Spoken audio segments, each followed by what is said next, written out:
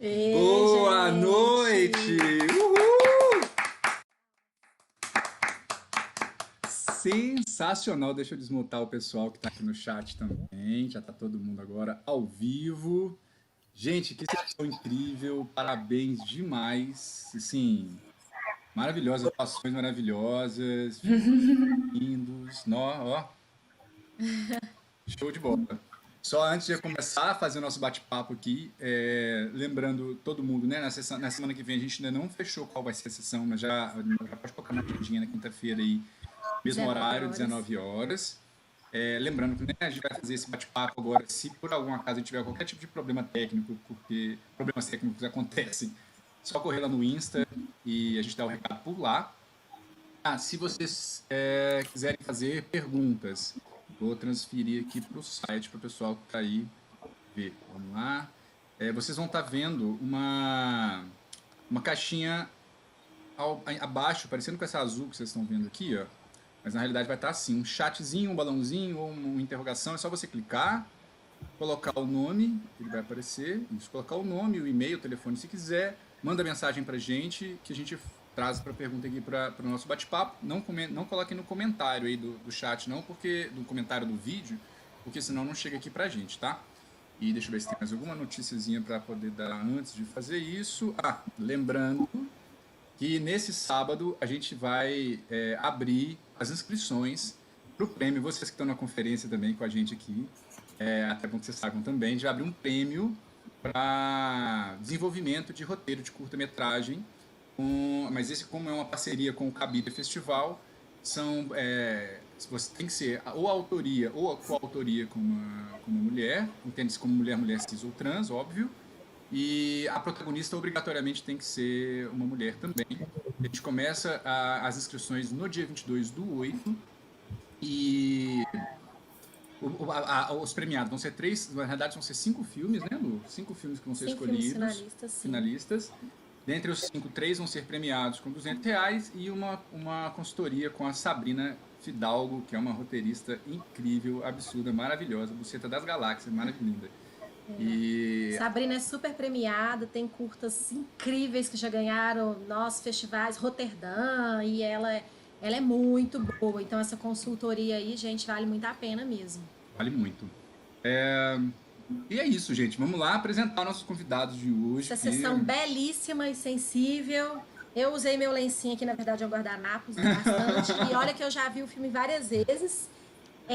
Eu vou apresentar aqui na ordem que aparece para mim aqui na telinha. Primeiro que aparece aqui para mim lá em cima é o Bernardo Silvino. Bernardo é diretor, produtor e roteirista, diretor do Zinco. Do lado dele tem a Caroline Cavalcante, atriz e pesquisadora audiovisual. Ela foi a atriz do Zinco. Do lado da Carol é o Gabriel Leal, ele é psicólogo e roteirista. Nosso convidado hoje para a sessão.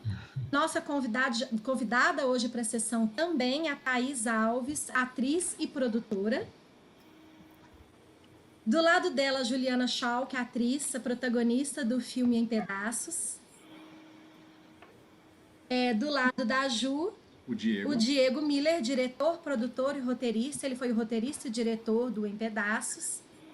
E ali do lado da gente, o Pablo Miller, diretor e produtor. Ele também é produtor executivo do Em Pedaços. Gente, bem-vindos, muito obrigada pelo convite. Parabéns demais pelos filmes, são filmes belíssimos e sensíveis. E vamos conversar. Demais. Lembrando que Diego e Pablo também tem outro filme na plataforma, né, Lu? Sim. A gente já fez um bate-papo sobre ele outro dia, um filme super premiado.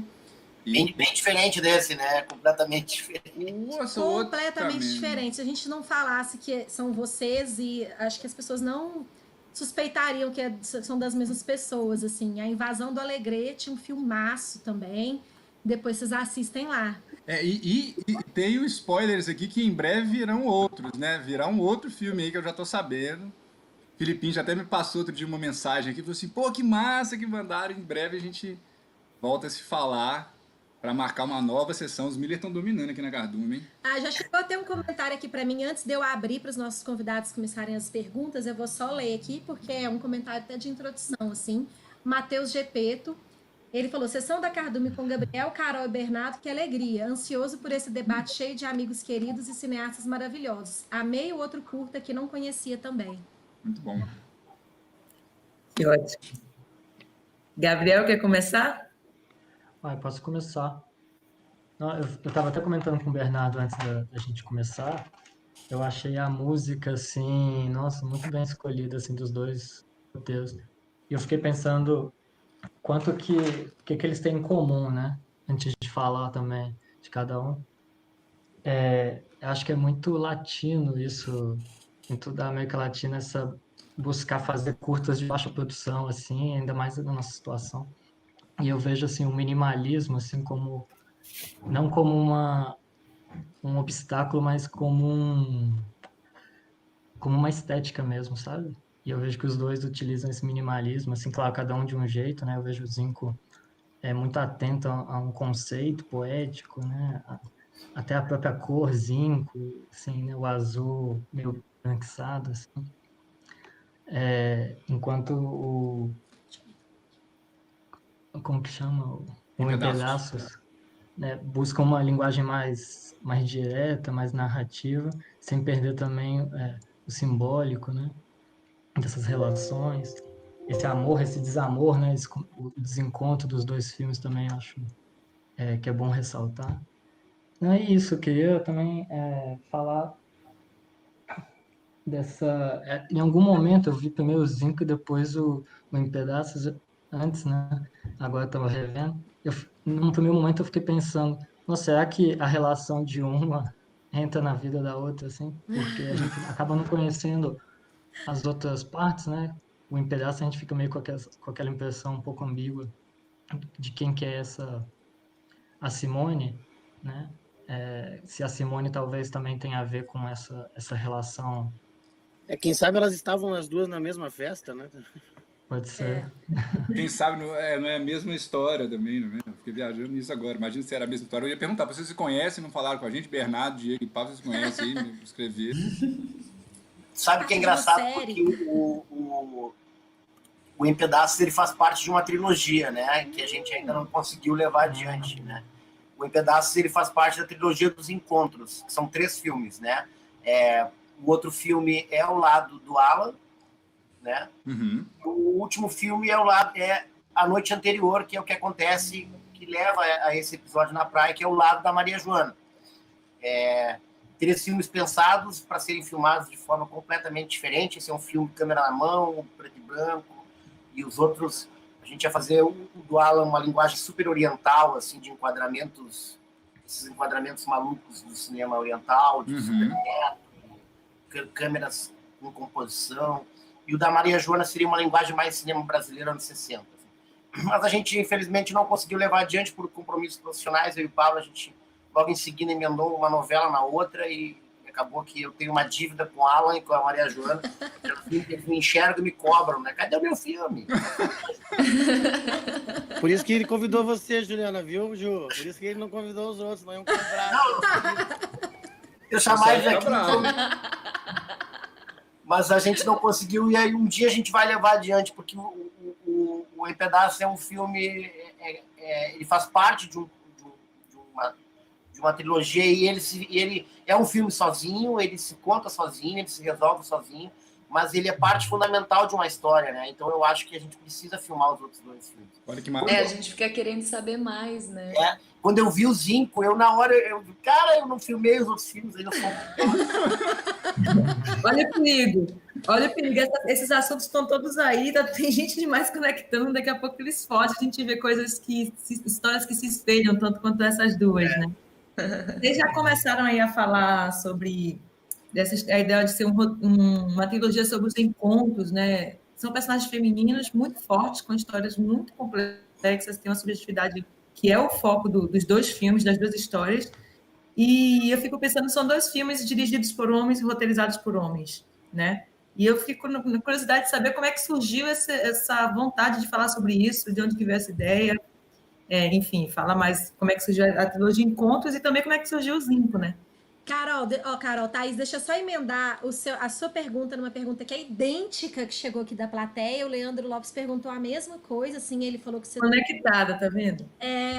Parabéns às equipes e perguntou como foi a experiência dos diretores e roteiristas a realizar um olhar a partir das protagonistas mulheres, curioso e muito lindo isso. Então, a mesma pergunta da Thaís, assim, uma das perguntas da Thaís, né, conectados. Eu posso começar, Bernardo? Assim, ó, eu agora já é algo pensado, mas eu há muito tempo venho procurando esse olhar do feminino, entendeu? Eu acho o olhar feminino muito mais interessante, em todos os sentidos. E se tratando de dramaturgia, as possibilidades são muito maiores do que o olhar masculino. Estou falando, assim, é uma coisa que com o tempo eu vim construindo dentro de mim e hoje eu tenho certeza. O meu último curta-metragem é uma protagonista mulher, de novo. E eu acho que é muito mais desafiador para nós, homens, tentar entender e contar o feminino, né? A gente é fruto de a gente nasce de uma mulher, né? A gente tem que tentar descobrir, encontrar, contar da nossa forma como as mulheres enxergam os seus relacionamentos, as suas dúvidas, os seus desencontros, os seus encontros, os seus amores. É desafiador e é incrível tentar entrar. Eu não sei se eu já consegui um dia, se um dia irei conseguir entender e construir uma narrativa com esse olhar, mas é um exercício muito interessante. E de alguma forma, quando a gente faz eu, no caso, faço essa regressão para escrever com um olhar masculino, eu venho carregado de coisas novas e os personagens que eu construo, eles têm, assim, um leque de possibilidades muito maior porque eu fui lá investigar o olhar feminino, que me trouxe esse olhar diferente. Então, para mim, começou como respondendo a pergunta agora, depois desse monte de coisa que eu falei, começou como um exercício ao natural e hoje é uma coisa que eu faço de forma premeditada. Assim. Massa. E? Bom, boa noite, todo mundo que está assistindo, todo mundo que está participando. Muito legal rever o Zinco depois desse tempo. A gente terminou ele no final de 2018. E fazia um tempinho que eu não revia. E ele tem umas curiosidades, uns acidentes felizes durante a trajetória que são bem legais. Primeiro, o Zinco, ele nasce de uma vocação. Ele não nasce de um roteiro ou de uma narrativa. Aquele telhado é o telhado do prédio que os meus pais moravam. E é um telhado que eu subia várias vezes quando eu era criança com meu pai, porque às vezes precisava arrumar alguma coisa. E eu sempre achei muito interessante o visual, o fato de poder enxergar a Serra da Piedade, as montanhas, a própria cor da telha de zinco. E fiquei com essa imagem na cabeça. E quando eu vim da música, quando eu fiz essa transição para o audiovisual e estava pensando em o que eu poderia produzir, essa imagem já estava na minha cabeça. E aí ficou a dúvida, o que eu posso fazer com esse telhado? E aí, de uma conversa de WhatsApp com uma amiga minha, me veio que um clique, assim, ela é uma pessoa, assim, sempre alegre, e esse dia ela estava mais angustiada, mais para baixo. Aí a gente começou a conversar e ela me disse que aconteceu algumas vezes seguidas dela estar usando esses aplicativos de relacionamento, Happn, Tinder, e ela conheceu uns caras legais, começou a ter um envolvimento e 2 ou 3 vezes os caras simplesmente sumiram, sem dar satisfação, ou começaram a não responder mensagem, e isso estava trazendo para ela essa angústia, sabe? Que ela me disse que ela preferia que falasse para ela que não dava mais do que deixar dessa maneira. Aí ela me apresentou até 2 palavras que eu não conhecia, que é o ghosting, e são conceitos que vêm junto com o aplicativo. O ghosting é simplesmente dar esse perdido mesmo, e o mooning de lua, né? Que é o símbolozinho do iPhone, que é o não perturbe, que a pessoa vai parando de responder, querendo, não muito direto, mas começa a não responder e também fica por isso mesmo. E dessa angústia dela, Eu até uso alguns trechos literais, pedi autorização prévia da nossa conversa, e aí me veio essa ideia do roteiro, assim, muito aberto, né? Isso eu acho que é legal. A gente vai dando algumas pistas, né? A Carol está com vestido de festa, então o que eu pensei assim é uma pessoa, a Carol, uma moça que estava num evento social desses que são muito chatos, que a gente tem que manter uma aparência, né? Uma falsidade, e meio que foi o momento de ebulição que ela resolveu jogar tudo para cima e teve que se refugiar e fugir das pessoas e um momento de solidão, de solitude, e ela vai para esse telhado. Então o Zinco nasce daí. E gostei muito da fala do Diego, que eu também concordo com isso, sabe? Do feminino. Assim, para mim é difícil verbalizar o porquê que eu fui pro lado feminino, mas eu sinto uma sensibilidade maior, assim. Eu acho que a carga de sentimento, para mim, fica mais real, mais densa. Tanto é que o meu primeiro curta, que foi o Degrau, ele é um curta muito literal, assim, de experiências que eu vivi, e na hora de colocar o voice-over, a narração, eu optei por uma narração feminina.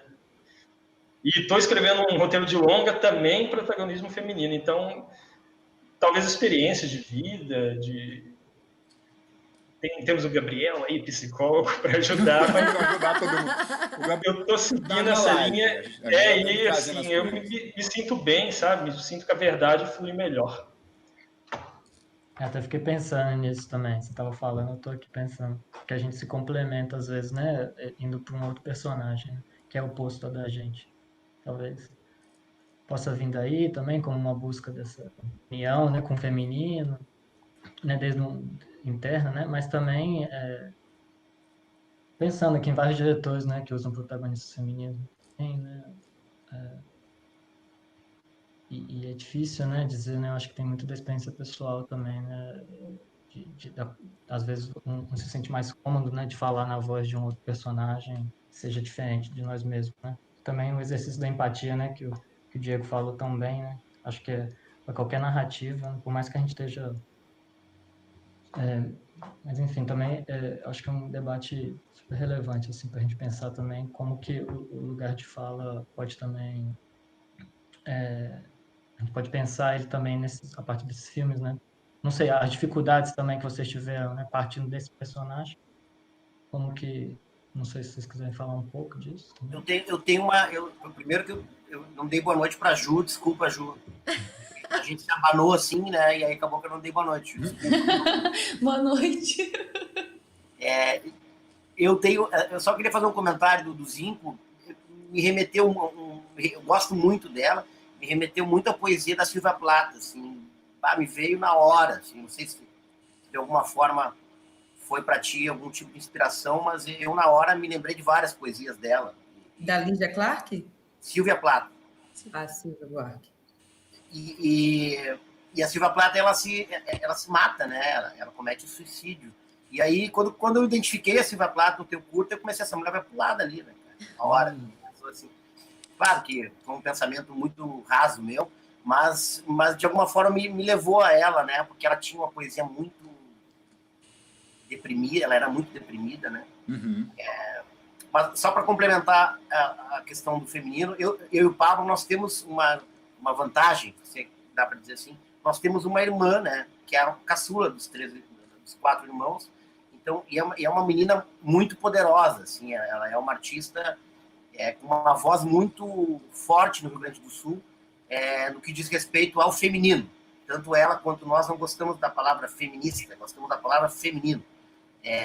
E ela é para nós uma grande influência, né? E um grande vetor de onde a gente rouba algumas coisas, assim, porque ela é uma pessoa que tem muita experiência de vida. Mesmo sendo a mais jovem, ela é uma pessoa muito admirável. Então eu roubo muitas coisas da minha irmã, assim, e isso me facilita de alguma forma. Uma figura inspiradora, né? Total. E aí eu queria até, já trazendo também as meninas, as atrizes magníficas aí dos 2 curtas, para a conversa que entender assim, né, quando elas entraram para o processo, né, assim, para ler, para entender, e aí os atores e atrizes eles sempre trazem uma carga nova, sempre, né, pelo menos os filmes que eu já participei, o roteiro vem de uma forma, e quando você entra, você vai enxergando um milhão de coisas assim. Aí eu queria entender das meninas como foi, né, esse primeiro contato com os filmes e de vocês dois também, assim, né, se quando elas entraram se vieram cargas novas, né? De personagem, enfim, vieram entendimentos. Como é que foi esse encontro, assim? Sempre quando faz assim, a gente fica meio. Eu começo você. Tem sempre um. Tem aquele silêncio, assim, né? Vamos ver quem vai falar primeiro.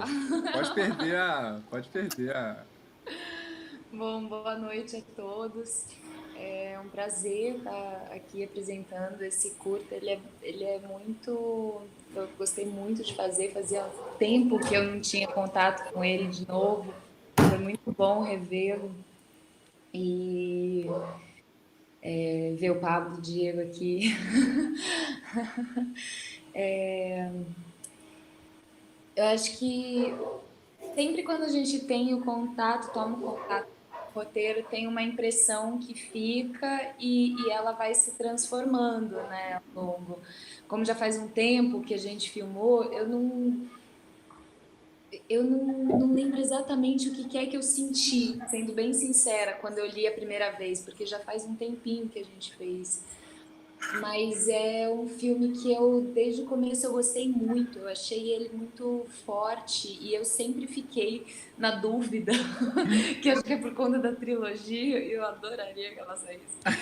Porque eu sempre fico na dúvida o que é que aconteceu, se essa personagem, ela existe mesmo. Quem é que não existe nessa história?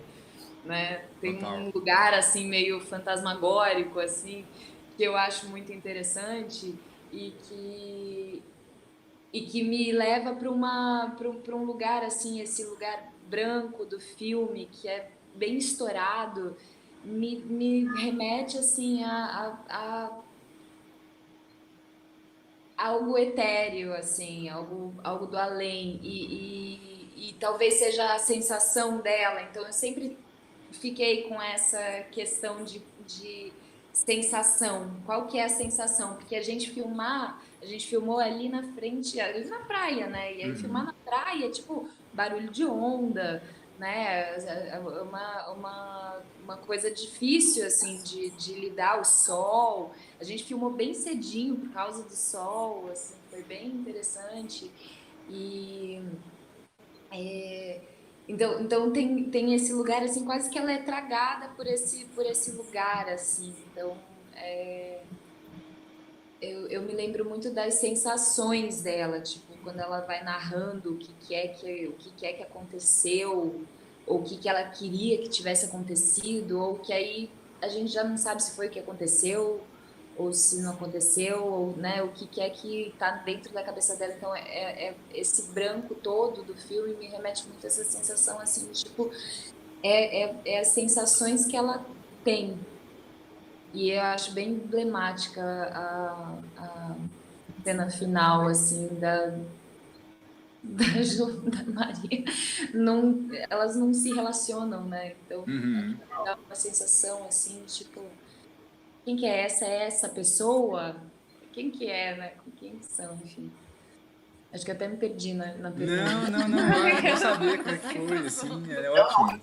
Eu vou fazer um complemento na fala da Ju, que é a seguinte: na verdade, assim, os outros dois curtas, os roteiros não existem, que praticamente é muito fácil de fazer os roteiros, mas os argumentos estão prontos, né?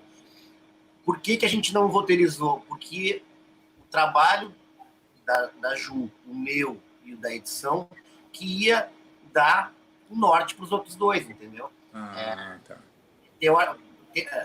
Quando a gente for rodar o lado do Alan, a intensidade da fala do Alan já está feita. Ele vai ter que reproduzir aquilo on, né? Não em off. Então, a Ju estabeleceu um padrão. Como ela chega na praia, vai comprometer o dia anterior, e como ela se comunica com o Alan e o Alan se comunica com ela, estabeleceu um padrão do outro lado da filmagem. Então a Ju, ela botou um limite. Graças a Deus, é uma grande atriz, fez um trabalho brilhante, eu acho brilhante o trabalho da Ju, e ela colocou um nível altíssimo para os outros atores, mas um nível equilibrado. O Alan se fudeu, gente. Total. É perigoso ele estar aqui. É perigoso ele estar, se ele estiver aí, dá uma luz. Mas porque depois ele já fez o áudio. Ele tá ferrado, meu Deus É, do céu. tá. Coitado. Mas o Alan estava na praia nas filmagens, ele ficou com a ele gente tava, lá, ele fez viu o meu. tudo. Então ele já sabe. Ele teve essa cola, né? Ele teve essa cola, não foi tão pego de surpresa assim, né? Não, ele que fez o off mesmo, ele tava ali falando comigo. Então, ele tava lá falando. isso, né? Porque era ele, né? Não era alguém lendo, então toda a dramaticidade a gente estava realmente dialogando. Isso foi muito legal. Acho extremamente essencial isso. Tipo, isso foi uma coisa muito importante mesmo. Essa coisa do jogo de atores assim, de estar presente, de falar com a outra pessoa, de ter alguém com quem falar ali e ter alguém que responde pra gente. É interessante, sabe? Ele tava lá. Cena de telefone, a gente sempre sabe quando foi dado ou não foi dado. O ator não vai chamar o cara até o estúdio só pra fazer. Gente, mas chama, porque vai ficar ruim. Gente, eu estou abrindo um workshop para ensinar a simular a ligação quando ela não existe, entendeu? Então, se você tiver alguma dificuldade, tem uma dica, desenvolver um método, entendeu? Não tem coisa mais terrível do que fazer o áudio do telefone sem ter o outro, gente. É difícil. Sem ter o outro, ou sem ter um ator fazendo. O melhor é quando você pega falando, né? Quando você pega o assistente de direção para dar fala, ele dá. Não, pelo amor de Deus. Não. Gente, quem estiver vendo a gente, não faça diálogo, isso. Gente. Né? Agora é a onda da self-tape, né? Agora você tem que fazer self-tape de diálogo. Como é que você faz? Você vai fazer um lado, você faz o outro também, né? Você tem que fazer os dois lados. Que aí total. Outro dia eu recebi um self-tape e aí eram 3 pessoas. E aí você fala, como você faz isso? Vamos fazer juntos. Mas tem a terceira pessoa também. Você fala, como que você faz, né? Chamei minha irmã, né? Minha irmã que mora com a gente, eu falei, vem minha irmã fazer, mas enfim. Não, já é ruim porque você precisa de uma outra pessoa. Você tá em casa, você precisa de uma outra pessoa. Por que você precisa de uma outra pessoa para fazer uma self-tape, gente? Total. Mas e aí, Carol enfrentou o contrário, né? Tipo assim, a ausência total de diálogo ali, um monólogo que, enfim, você gravou depois, eu acho, eu não sei. Eu gravou antes, você escutou, como foi isso, Carol? Você tá mudo. Tá muda. O microfone seu tá no mudo, o microfone do computador. Agora tá ouvindo? Agora sim. Ai, gente, obrigada pelo convite, boa noite, todo mundo. É uma alegria estar aqui, é muito legal essa troca com todo mundo que está presente. E dizer que Zinco, assim, dialoga muito, foi muito parecido com o que a Ju falou, porque o próprio espaço, né, ele já dita muito, assim, então ele já transforma o nosso corpo num outro lugar, assim. Eu acho que, antes de falar um pouquinho do áudio, eu queria dizer que o próprio corpo, assim, no espaço, né, a própria tensão que o telhado, né, o telhado de zinco, assim, já dava no meu corpo e no corpo da equipe, já era a tensão que a gente precisava, assim. E o meu próprio corpo também parecia que tinha chegado de uma festa mesmo, assim, porque eu tinha acabado de fazer uma temporada longa de teatro, então literalmente acabou 2 horas da manhã, 4 horas da manhã a gente já estava no telhado, assim, esperando o nascer do sol para poder gravar. Então é aquela coisa da verdade, né? Assim, então meu corpo ele já estava todo condicionado àquele filme, assim, né? Assim, por mais que a gente já tivesse tido várias conversas anteriores, alguns encontros, né? Assim, o dia foi todo propício, assim, a desenvolver para o filme. Então, isso foi muito importante, assim. O cenário, né? A praia, o zinco, isso foi algo que dialogou muito, assim, nos 2 filmes que eu senti. Então, essa sensação do próprio corpo, né? essa sensação de tensão que o corpo gerou assim, para o filme foi muito importante. Agora, falando um pouquinho do áudio, a gente gravou, né, todo o áudio foi gravado depois, assim. Então, a narração, todo o Foley também foi gravado depois, a trilha sonora entrou depois.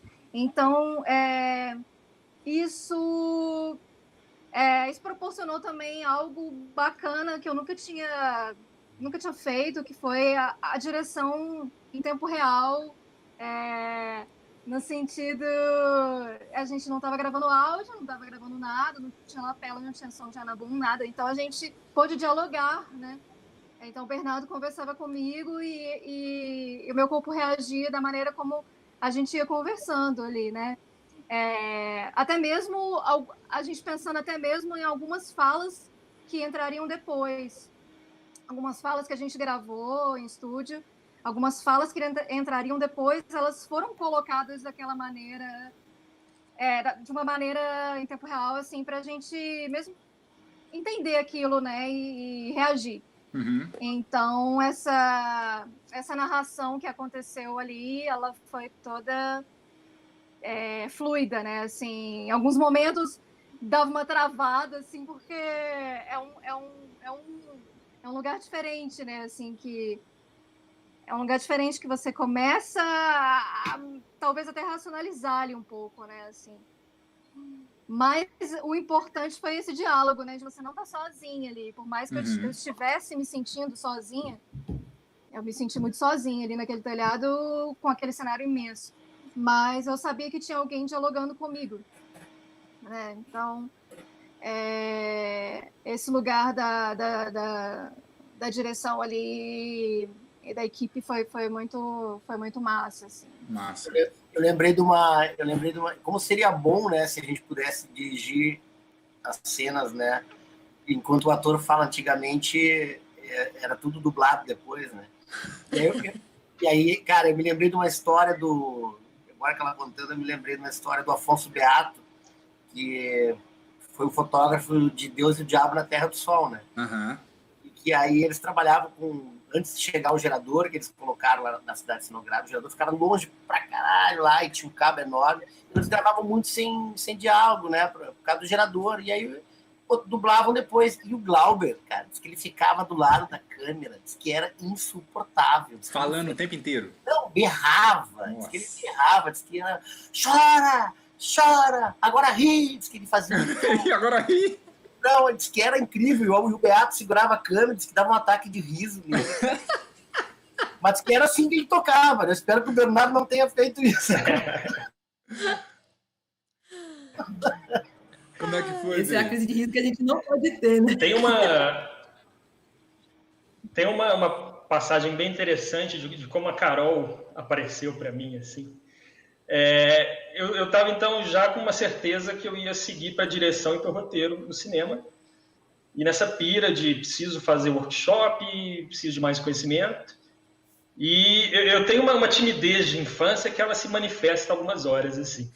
E eu falei, vou procurar alguma coisa de atuação para fazer. Eu vou me colocar no lugar de ator porque eu quero sentir, isso vai melhorar a minha empatia. E aí abriu aqui em Belo Horizonte um workshop com a Cíntia Falabella, que era direcionado para atores. E eu mandei um e-mail lá falando que eu queria participar, fiz a inscrição e me responderam, tudo bem, a Cíntia autoriza, desde que você faça todos os exercícios como se você fosse um ator. Aí eu já nem dormi, né? E logo depois chegou o e-mail, a Cíntia pediu para que todos preparem um monólogo para apresentar para ela. Eu falei, não, eu não vou nesse negócio, não, eu vou cancelar. Mas isso aí, não, preciso ir, fui. E foi onde eu conheci o Daniel também, a Carol tava, e mais, assim, muitos atores e atrizes da pesada aqui em Belo Horizonte. Eu, super começo de carreira, e teve um exercício de aquecimento, e a Cíntia fez um primeiro exercício que foi, ela pedia para fazer 3 ações, sem diálogo, sem nada. E a Carol fez 3 ações simples, mas de um jeito, assim, Muito uma forte. poesia. Eu acho que eu lembro dessa situação. Ela abraçou, se não me engano, a Bárbara, depois ela saiu e sentou sozinha. E eu falei, caramba, eu lembro que eu até falei com a Thaisa, que foi a diretora de arte, falei, tem uma atriz aqui que ela é meio uma poesia com pernas, assim, sabe? Poesia com pernas. Eu vou criar coragem para falar com ela. Aí ela se apresentou, eu sabia que ela estava no último ano de uma das escolas mais respeitadas de teatro. Eu falei, como é que eu vou falar com ela? Só que aí são os acidentes felizes. Ela se formou no Cefar, no Palácio das Artes, e eu estava começando a fazer um curso no Cefar também. Então, ficou fácil que a gente teve vários encontros presenciais. E aí o convite veio, esse foi o primeiro de vários acidentes felizes. E até essa coisa de não ter som direto, porque, primeiro, o telhado não suportava uma equipe grande. Vento, barulho da rua, não tinha como fazer som direto. Então, eu falei, bom, vamos fazer tudo na pós. A gente grava o voice-over num estúdio legal, a gente faz o Foley, e até isso também ajudou muito, porque essa direção em tempo real eu acho que somou muito, sabe? Uhum. E vendo o filme, eu fico pensando, cara, que galera maluca de topar um negócio desse. Eu coloquei todo mundo em cima de um telhado, em dezembro, em Belo Horizonte, que só chove, que é um sol danado, mas o resultado tá aí. Dificuldade. Vai falar. Não, eu ia perguntar para os meninos isso do som, que eu fiquei com essa dúvida também de como que foi para fazer o som na praia, né, gente? Porque, né? É externa, na praia, vento, mar, Ruído, chuva, mar, ruído. Assim, na verdade, o que a gente conseguiu de produto final, assim, foi uma coisa... É isso que eu ia dizer, foi vitória. Foi total. Porque, assim, ó, a gente pretendia começar mais cedo a gravação. Porque parece mentira ou não, mas a intensidade das ondas é menor, assim, à noite, uma coisa mais suave. Só que o sol não apareceu no horário que aparece normalmente, né? Deu uma névoa na praia que nós não enxergava nada. Então a gente teve que esperar um pouquinho para começar a gravar, e aí a maré muda, começou aquela paulada, e a gente trabalhou com mantas, o Gabriel Páscoa que fez o som. Mas mesmo assim, no final, quando o filme ficou pronto, a gente precisou de um profissional aqui do Rio trabalhar o áudio, assim, ele fez mágica. Nossa, ele fez mesmo. Ele fez mágica, ele encontrou curvas que ele podia anular, enfim. E às vezes a gente até bota um pouco de onda ali, que ele anulou completamente. Não sei como ele fez isso. Também. Nossa, como é que ele fez isso? Ele tem um pacote com o diabo, eu não sei o que ele fez. Do diabo. Mas ele baixou um pacote, né, do inferno, sei lá o que ele fez. Pacote do inferno. Não teve dublagem, então? Pensei que tivesse tido alguma dublagem, fiquei tudo super... Falei, ainda até perguntar pro Pablo, falei, Pablo, como é que você conseguiu produzir esse filme no meio da praia com o Gin? Não, eu falei pro Diego, vamos gravar cedo por causa do barulho, né? O barulho, que além das ondas, o pessoal passa ali, a subida da prainha, né? Falei pro Diego, eu só não vou conseguir negociar com as ondas, o resto a gente negocia. Isso é verdade, tem uma questão, eu já filmei com balão uma vez também, e tem um horário em que o vento até ali naquele lugar, até as 10 da manhã, nós tinha um barulho do mar menor. Uhum. Então a gente chegou lá, acho que era noite ainda, né, Diego? 4 da manhã. Era noite. Chegou, era noite. E aí a gente não vê, gente, tá, no Rio de Janeiro é raro acontecer isso, tava uma névoa, parecia Londres. Eu falei, gente, cadê o sol? Sacanagem. E todo mundo só podia gravar aquele dia, todo mundo trabalhava. Teve gente que saiu da gravação e não foi para o trabalho. Meu né? Deus do céu.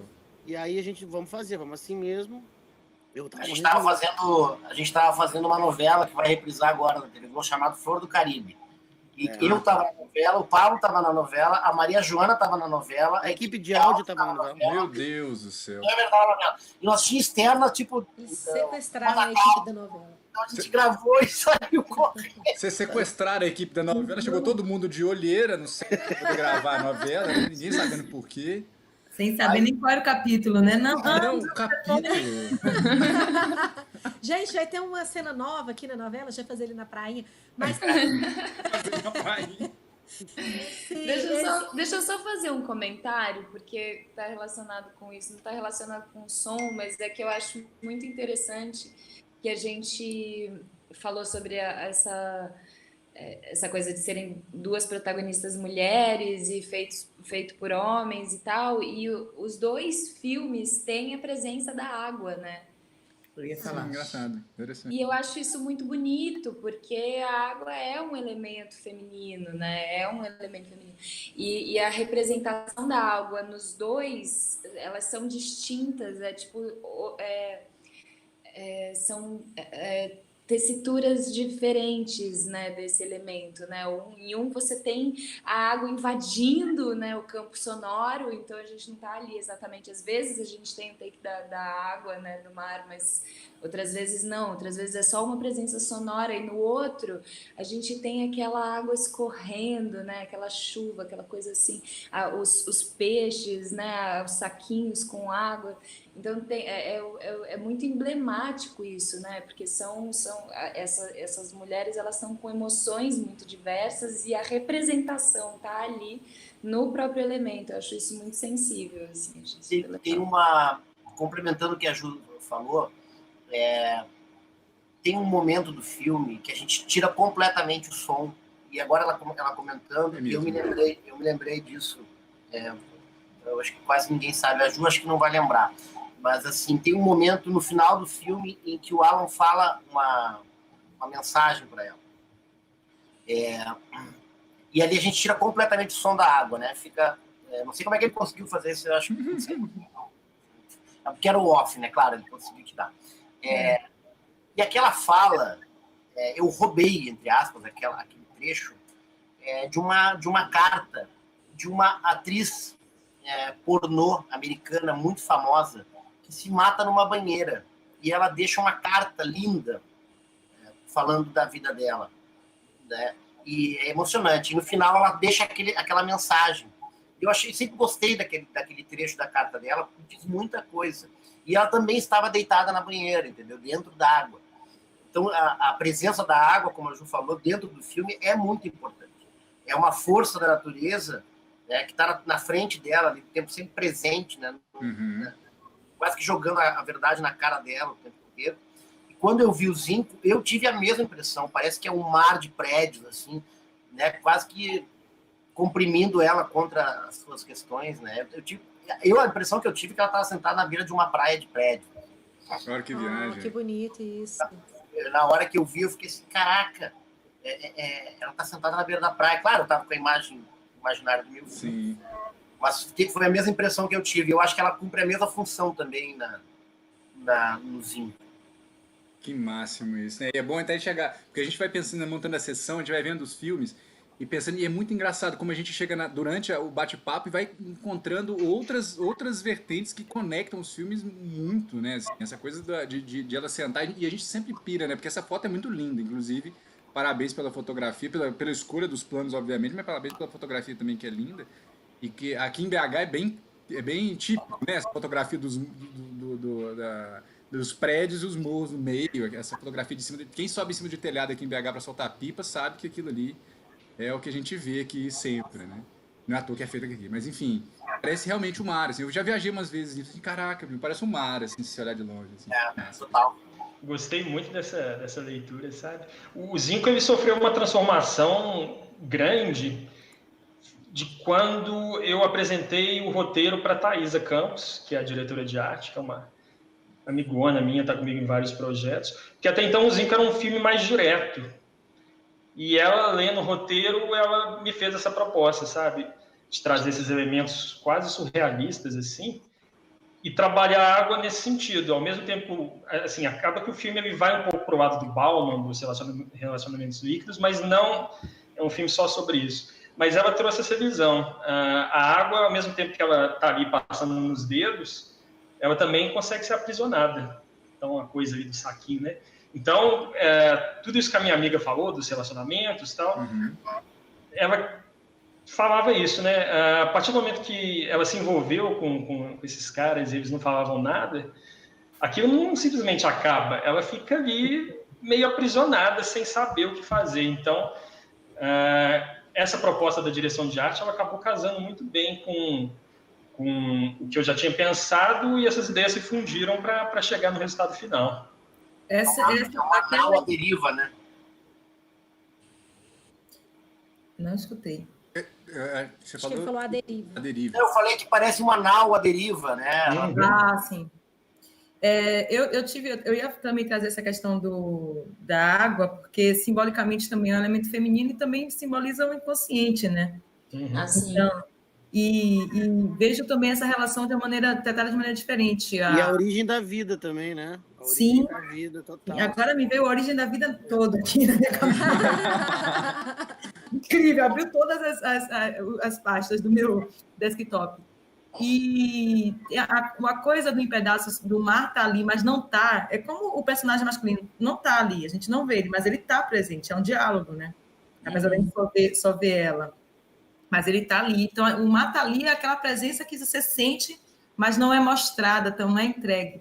E a água, como é trabalhada lá no Zinco, quando você falou da citação, Miller, eu pensei que você tinha falado do Lydia Clark. A Lydia Clark também trabalha com esses elementos de água retida, saco de plástico, as temperaturas, e a visão é muito parecida com os trabalhos da Lydia. E trabalham com esse acesso ao inconsciente, né? Uhum. A imagem dos pequenos aquáriozinhos em sacos contidos, com 2, 3 peixinhos completamente isolados, e essa água que flui no final, isso é muito bonito, gente. É muito bonito. É muito bonito, sabe? Quando eu vejo aquele peixinho ali dentro do aquário, aquela cena, aquele plano do peixe dentro do aquário e invertido, assim, né? Porque a água ela inverte a cena, né? Deixa tudo de cabeça para baixo. Muito. Algo me diz que vai ser o filme mais exibido no Cardume, hein?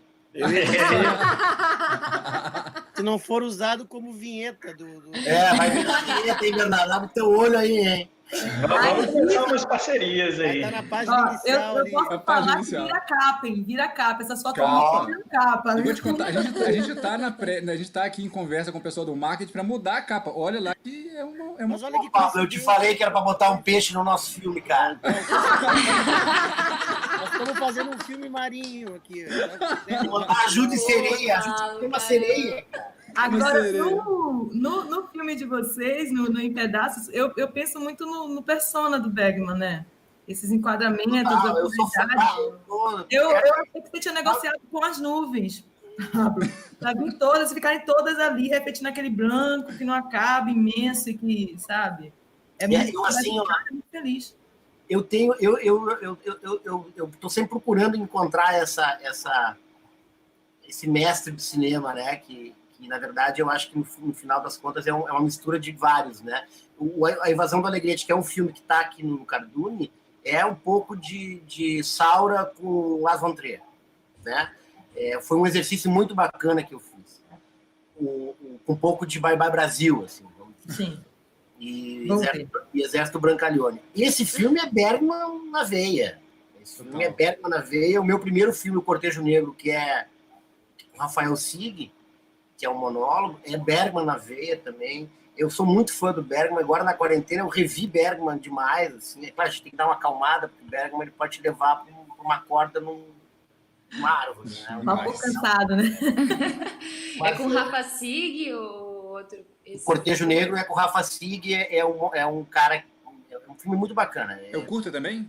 Eu quero ver. É o primeiro curta nosso. Ali que a gente viu que era possível fazer algumas coisas interessantes. Poxa, manda pra gente, que esse eu não... Manda pra gente, eu quero ver. Manda. O Rafa Vai Sig ter uma foto bonita pra virar capa. Não tem peixe. Não, o Pablo já tá ali assim, ó. Tô aqui pensando num filme que eu vou escrever cheio de peixe. Já mandei um WhatsApp pra Ju aqui se ela já fez sereia alguma vez. Olha! O cara faz um baita discurso aqui, né? E aí vem com papo de sereia, não é maluco. Não vou falar nada, não. Mas tem muito do Bergman, assim. Tem a trilogia do Silêncio do Bergman, né? Pescaste, entendeu? Pescaste bem a referência da trilogia do Silêncio. Inclusive, se chamava Trilogia do Silêncio. Inicialmente, a versão que a Ju deve ter é a Trilogia do Silêncio. E depois virou a Trilogia dos Encontros. Mas tem muito do Bergman, assim. Massa demais. Queria perguntar, né? Eu sei que o Bernardo, a gente já conversou algumas vezes, eu sei que a dificuldade de produção em cima de um telhado, ela é absurda, né? Porque ali é muita gente, um espaço muito pequeno. Pode cair. E eu sei que Pode morrer. os Miller, eles gostam de fazer filme com dificuldade de produção. O Alegrete, os caras tiveram que levar um caminhão de coisa lá pro interior do Rio Grande do Sul para poder fazer o Alegrete, se eu não me engano. Se eu não estou muito enganado dessa época que a gente conversou sobre o filme. que é uma produção pesada. E o outro filme que a gente recebeu tem explosão, tem... Cara, aquele filme é cabuloso também de fazer a produção dele. Eu queria perguntar as dificuldades de produção dos dois filmes também, assim. Não, eu acho que o Pablo, ele fala assim, ó, só pega o filme pra produzir se for difícil. Se não for, não tô dentro. E vice-versa. Diego também. Se não for, não tô dentro. Filme fácil, passa longe. Então, sabe que a gente começou a nossa carreira, eu e o Diego, fazendo muito filme gaúcho de Revolução Farroupilha. Isso dá uma trabalheira que vocês não têm ideia. Nossa. Então, carga de cavalaria, 300 contra 300 pessoas, isolado no meio do campo. Então a gente acho que veio já meio curtido dessa história, né? A produção do Em Pedaços, a maior dificuldade nossa, porque se vocês verem ali, é um plano sequência, né, cara? A gente não tá editado um plano sequência, mas a gente vinha com a Ju correndo e ela ia ali embora. E o nosso câmera ali, né? E nós rezando para que não entrasse uma família e botasse um guarda-sol ali na frente. Então, aconteceu. Tinha uma hora que eu me lembro de uma história muito, muito engraçada que até que foi com a minha mulher. A gente parava no ponto inicial, a Ju ficava ali quase como um corredor e a gente esperava o sol. Abriu, vamos! E aí a gente saía gravando, a Ju pronta. E uma hora vocês sabem que a gente passa por um trator, né? Uhum. A equipe estava recém voltando da última corrida nossa e eu fiz sinal, estamos indo. Se vocês soubessem, atrás daquele trator tem uns 3 da equipe escondidos que se atiraram no chão, assim. Não. Eles não tinham voltado em tempo para o início. Não, tu imagina, cara, a dívida que nós temos com a Ju, porque era assim, tipo, Abril, vamos, Ju, vamos. E a Ju, entrava na personagem e ia embora. Aí não para a Ju. A Ju parava. Aí, vamos, Ju. A Ju se transformava e, tipo, era mais ou menos assim, não tinha como parar tudo, dar tempo, né? Porque assim, na produção mesmo foi assim, a gente deu sorte até por esse nublado, acho que não apareceu muita gente na praia, né? Mas foi isso, porque a gente, se tu olhar, não tem, é o minimalismo, né? Não tem quase nada, é a praia e a Ju. Uhum. É isso. A gente achou aquele elemento daquele trator estranho que a gente aproveitou e passa por ele.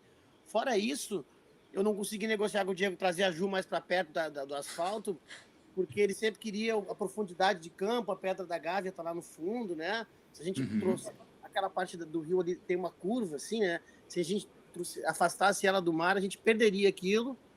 Então o cara do áudio garantiu e disse, vamos embora. Foi isso. Engraçado é que a produção, por mais que você esteja, né? Poxa, tem uma produção que é... Às vezes no mar, vou fazer de manhã para não ter ninguém, não vai dar problema, não vai ter ninguém com guarda-sol. Aí assim, é o primeiro dia no Rio de Janeiro que dá nuvem e tampa tudo. E dá... Se vocês verem, tem um surfista que está sempre em quadro. Tem um surfista. Nossa, eu vou procurar ele agora. Tá lá. Eu medo que ele entrasse aqui, depois eu cortava e estava ali. Se não deu tchauzinho, tá bom, né? Pelo menos o cara lá. Não. Eu me lembro que foi o Geraldo. E surfista ainda é assim, ó. Alguém da produção foi lá fazer um sinal para ele. Só que no momento em que essa pessoa da produção foi, ela marcou de pegada. Lembra, Diego? Não. Uma pegada na frente da Ju. Eu, não. Aí foi com água. Tem uma outra coisa engraçada, né? Que a gente filmou na Praia da Macumba. E a nossa base de produção é a Toca da Russa, que é um pé sujo que tem ali, né? Todo mundo sabe que é um pé. A Toca da Russa foi a nossa base de produção. E naquele ponto da Praia da Macumba, justamente pelo nome, é onde o pessoal das religiões afro fazem as suas oferendas. É tradicional, toda noite tem alguém fazendo alguma oferenda ali. E depois que eles fazer jus ao nome, né? Depois que eles saem, as oferendas, claro que espiritualmente elas são enviadas a Iemanjá, mas quem come são os ratos, tá, gente? A praia, à noite, é cheia de rato, mas é uns ratão que parecem uns cachorros. Nossa. Eles vão lá e comem tudo aquilo. Quando nós chegamos de noite ali, cara, eu fiquei olhando aquela areia se mexendo, eu falei, mentira. Caraca, eu não sabia disso, não. Meu mundo. Aí eu falei, aí nem era pra saber, Ju. Aí eu encosto a russa do meu lado, eu olhei pra ela, cara, isso aí, não te preocupe, isso aí é só à noite, de manhã eles já comeram tudo. Mano de Deus. Mas não foi lá onde a gente gravou, Ju. Foi um pouquinho pra casa. Foi 2 metros antes. Mas se fosse também, era melhor não falar, né? Mas também naquela região são animais mais silvestres, né? Tipo ratazana, não é? Rato de esgoto. Não sei, aquele Rio Morto ali, onde deságua o Rio Morto, ele é esgoto. É complicado. Mas trombar com uma dela, pisar numa dela ali na praia, eu acho que não ia ser muito... Não, fica imaginando a cena, ajuda no texto, daqui a pouco entra em quadro uma ratazana com uma vela na boca. Mas ia ser massa, assim, meio surreal, né? Uma ratazana com uma vela na boca. Adeus, Bergman. Vai virar Monty Python. E você, Bernardo, como é que foi a produção lá? Cara... Em cima do telhado de zinco? Bom, para falar a verdade, hoje em dia eu teria pensado 2 vezes na época que eu escolhi, mas eu estava num sentimento assim, de querer produzir o filme e meus pais tinham sinalizado que eles iam vender aquele apartamento. Tanto é que a gente não mora mais lá. Então, isso também me gerou essa insegurança de pode demorar e pode não demorar. E se eu perco isso aqui? Então... eu fiz uma loucura, que eu sempre comento isso para as pessoas não fazerem, mas eu cito que eu não tinha como produzir. O único dinheiro que eu tinha disponível é o pior dinheiro que existe, que é cheque especial. Eu falei, bom, não tem opção, vamos lá. Usei o meu cheque especial para fazer. E, assim, a dificuldade de se acessar um telhado, que não é lá, assim, ele tinha uma segurança básica, obviamente, que eu já conhecia, mas não podia colocar 15 pessoas numa equipe. Foi uma equipe muito reduzida e eu tive que alugar um andaime para poder acessar o telhado com mais segurança, porque quando ia meu pai e eu, a gente colocava uma escada e subia, só que nessa dinâmica de 7 ia ser um problema. Então, é um prédio pequeno, 3º andar, eu tive que alugar andaime, subir com as peças de andaime, descobrir como que monta o andaime, montar um andaime. Nossa Senhora. E para o filme funcionar, tinha essa coisa das escolhas de horário também era um dificultador, porque eu queria o primeiro sol da manhã e queria o sol fim de tarde. Então, a gente se encontra 4 da manhã, se organiza tal para gravar. A gente fez uma diária. Aí a gente tem um horário de almoço e algumas horas de ócio mesmo, sem ter nada para fazer, para voltar. E o nascer, tanto o nascer do sol quanto o pôr do sol, para você pegar um momento mais bonito, assim, se você espirrar e olhar para o lado, passou. Então, a equipe tem que ficar muito ligada. E fora as dificuldades que eu coloquei a Carol, de ficar sentada no telhado. A gente ficava de olho na temperatura, se ficasse muito quente, a gente jogava uma água, mas uma dificuldade de produção meio maluca, assim, sabe? Aí aquele negócio, a gente ganha de um lado, perde do outro, o visual do filme eu acho que é muito legal.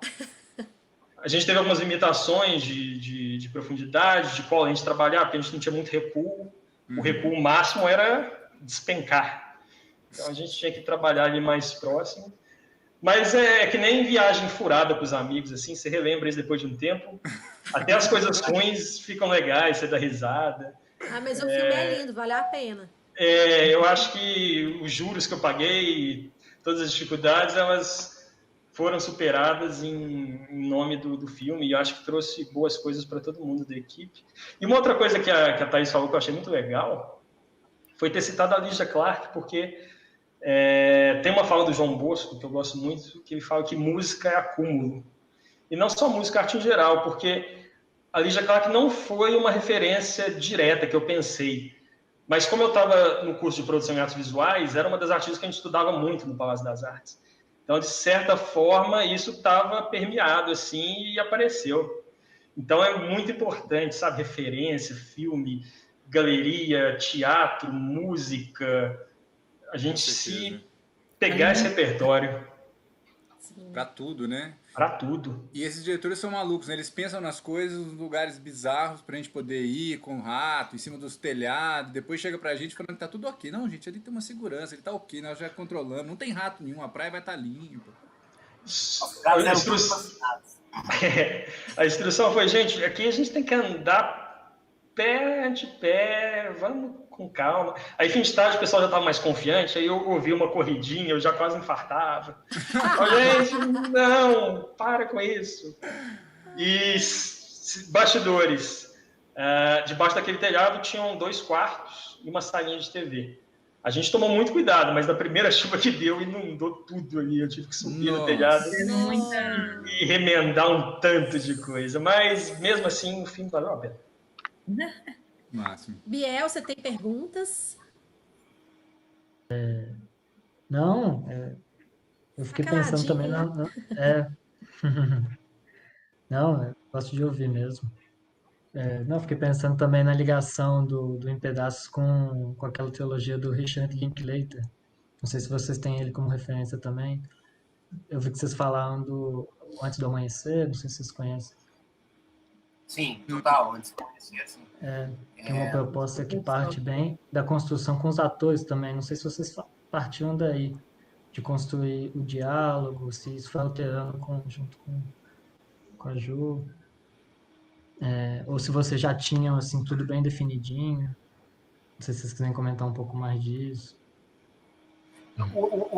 A trilogia do Antes do Amanhecer eu gosto muito.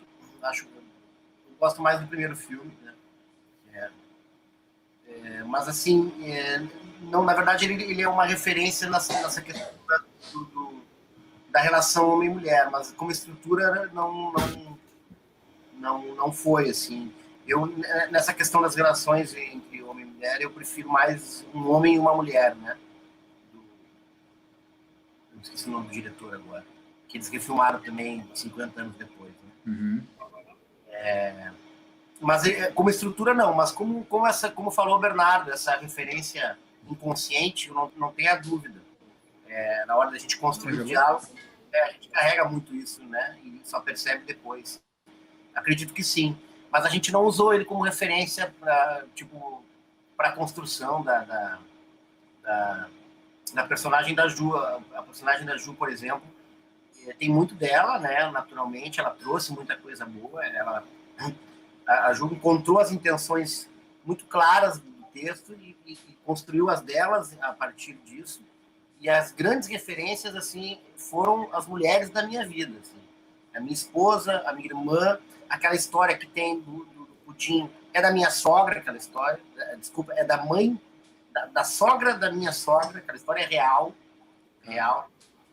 Qual história? Ela queima o pudim, que ela, quando ela ligou o foda-se, ela acertou, entendeu? E a gente precisa acertar a vida inteira para agradar alguém, e quando a gente se despreocupa, se desliga disso, é que a gente faz a coisa certa. Então, assim, a grande referência foram as mulheres da minha vida. E essas informações inconscientes, eu acredito que sim, elas devem estar, mas a gente não sabe exatamente como, né? Que elas Isso que você está falando também, de construir esses textos, essas partes, esses bifões, assim, onde a gente entra dentro de uma outra história, né? Dentro da história, da própria história. Acho que também, nesse sentido também me ligou muito, assim, eu senti que era como um apoio legal do roteiro, uma referência, assim, né, que o Antes do Amanhecer, o Richard Linklater usa muito, né, de construir história dentro da história, né, o que o roteiro ele chama de metassintagma, né, que tem todo, que economiza a construção de cenas, é super... Eu faço muito isso. Como é que é o nome? Eu não sabia do nome, como é que chama? Eu já vi alguns teóricos falando metassintagma, né, que é uma construção de sentido. Eu estava lendo até essa semana. O produtor adorou, né? Conta, não filma, né? Eu adorei, não, porque eu estava lendo o Watchmen agora, eu vi a série e estava lendo o livro. E dentro do Watchmen tem a história dentro da história, que é a história de um navio pirata, que vai, ao mesmo tempo que a história do Watchmen vai passando, você vai vendo um menino que está lendo um gibi sobre um navio pirata, e aí você vê, obviamente... Eita, mutou pra gente aqui.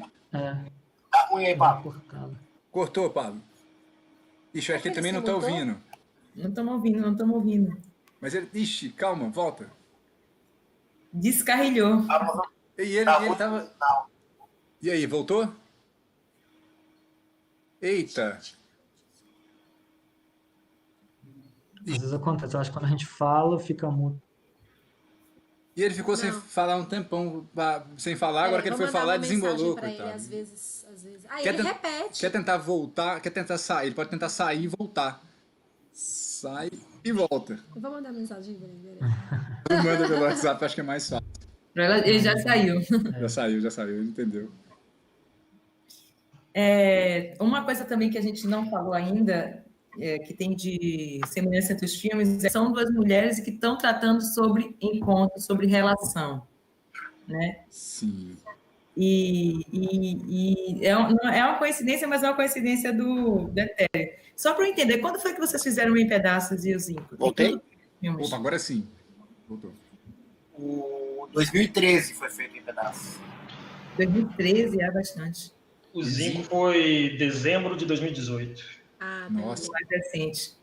Vocês ouviram o que eu falei? Não, porque para mim... Não, repete tudo. Do início, Pablo, do início. Abriu a Siri para mim aqui no computador e aí bloqueou... A Siri, ela não gosta da gente, ela Olha, gosta de não. bloquear. Eu tava falando que na série que tá na tele, que tá concorrendo, inclusive, a vários prêmios agora, o produtor não filmou essa história dentro da história que tem no gibi. No gibi tem uma história do navio pirata que é contada ao mesmo tempo que a história principal do gibi é contada. Você vai vendo um menino que vai lendo, e você fica lendo duas coisas ao mesmo tempo, que você fica querendo saber o que acontece no gibi que é lido, e na história macro, né? E aí eu fiquei pensando, será que no Watchmen da televisão os caras vão fazer isso? Um navio pirata gigante? Não, né? O produtor deve ter dito, peraí, gente. Aí na série só é citado esse gibi, mas não é filmado. Eu falei, gente, mas tu não tinha vontade de fazer, Pablo, o cara indo pelo ralo do nosso filme? Não tinha, gente. Não. Vontade de fazer Tinha sim. A dificuldade de produção, vocês estão dentro. Ia ser maravilhoso. Eu tenho certeza que se o Pablo produzisse a série, ele ia colocar Ele ia colocar o navio pra lá, com certeza. Ah, não ia. Vocês já gravaram em alto mar, gente? Vocês já gravaram em alto mar? Eu já. Não. Já gravou, Thaisinha? Já gravei uma publicidade para o Banco de Angola, tipo, amanhecendo. A gente num barco, um helicóptero, eu filmava do helicóptero. Então, assim, o helicóptero usava a base no Pão de Açúcar, antes de abrir, né? Do horário de turístico.